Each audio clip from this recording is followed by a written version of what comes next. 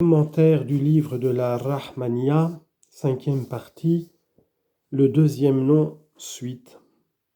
Le monde des exemples.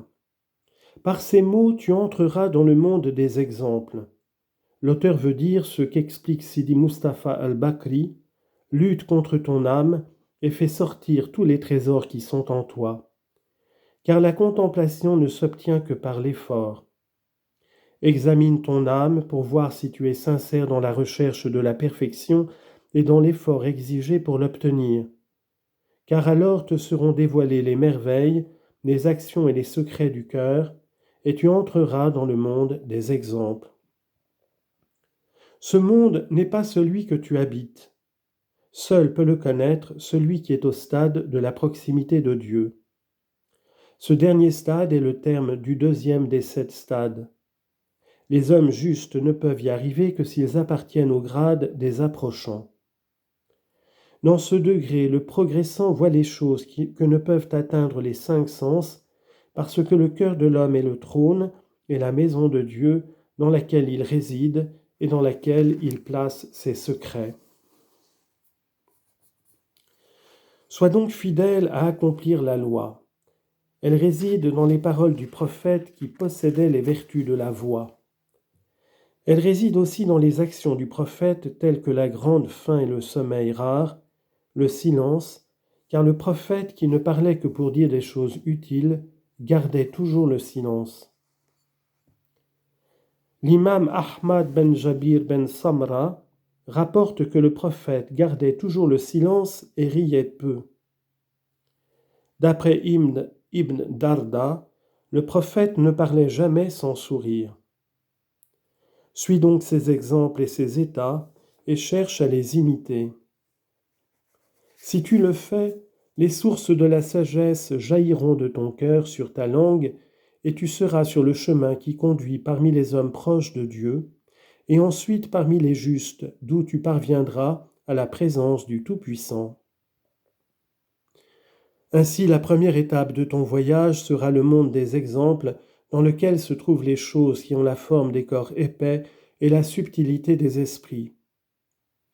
Tu verras ce qui te réjouira et te fortifiera dans ta résolution de suivre le chemin de la perfection. Ton désir augmentera, le feu de l'amour s'allumera dans ton cœur. Tu renonceras à toutes les passions sensuelles et aux désirs diaboliques. Et s'il reste encore en toi des passions spirituelles, elles ne te nuiront pas dans ce stade, parce que le but que tu te proposes alors, c'est de vaincre les passions sensuelles, qui sont des ténèbres par rapport à ce qui vient après elles. Caractère de ce monde des exemples, état intermédiaire entre veille et sommeil. Sache que le progressant ne peut entrer dans le monde des exemples que lorsqu'il se trouve dans un état intermédiaire entre le sommeil et la veille, lequel survient au progressant d'ordinaire lorsqu'il est assis. On appelle cet état waqi'a, choc. Il y voit ce qu'il y voit, à condition qu'il connaisse le lieu et le temps dans lequel il se trouve et qu'il sache qu'il est entre le sommeil et la veille.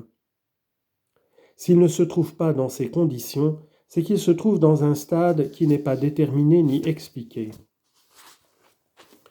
On dit que cet état est entre sommeil et veille, parce qu'au commencement, dans le progressant, le sommeil l'emporte sur la veille. Mais ensuite, il fait des progrès, et l'état de veille chez lui l'emporte sur l'état de sommeil.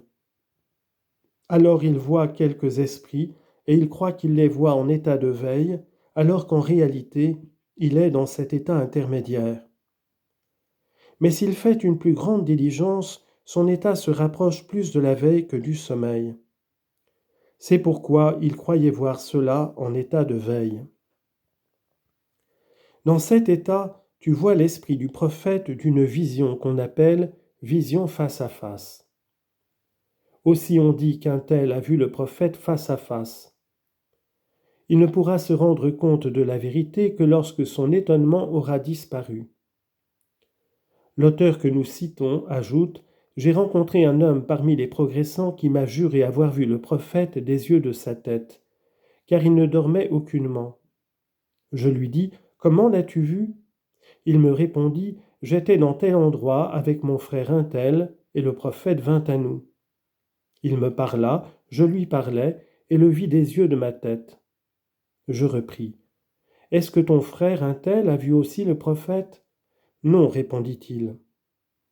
Je repris, « Si cette vision avait été perçue des yeux de ta tête, tous ceux qui étaient avec toi l'auraient perçue également. » Il reprit, « Que Dieu te récompense pour ce que tu viens de me dire.